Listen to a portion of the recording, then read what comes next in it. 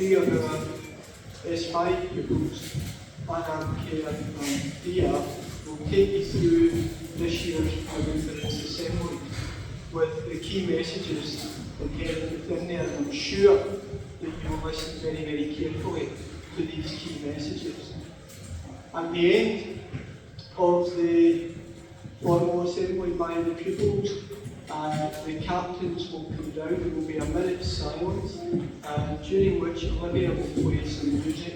The captains will come down, and then at the end of the assembly, I will conclude matters and you can leave. There will be some secretaries at the doors selling copies. You know that every penny that's raised goes to help support veterans of previous conflicts and campaigns who are struggling with physical or mental injuries as a result of the sacrifices that they've made.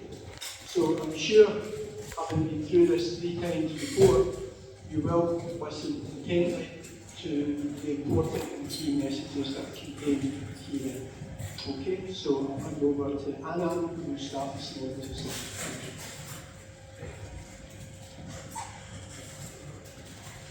In Wednesday Academy, we pride ourselves on being respectful, and Remembrance Day gives us an opportunity to connect to our past and pay respect to those that have gone before us. We wear poppies to commemorate those who lost their lives while serving in the armed forces, and the money donated goes towards supporting the veteran soldiers and their families. The poppy was chosen as a national symbol of Remembrance because it was one of the only plants to grow on the other side battlefields where the First World War was fought. They do not glorify war or killing. Instead, wearing a poppy is a symbol of respect for the sacrifices that were made by previous generations so that we can enjoy the rights and freedoms that we have today.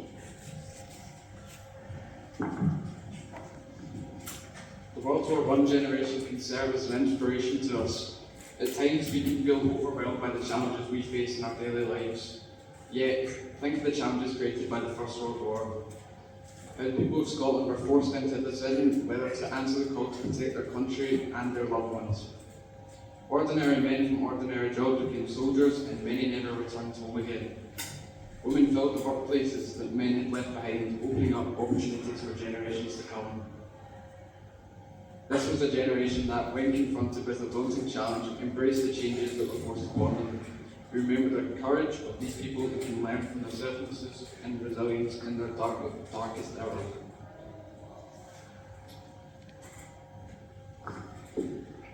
It is also important to remember that war is not confined to the history books and continues to scar the world.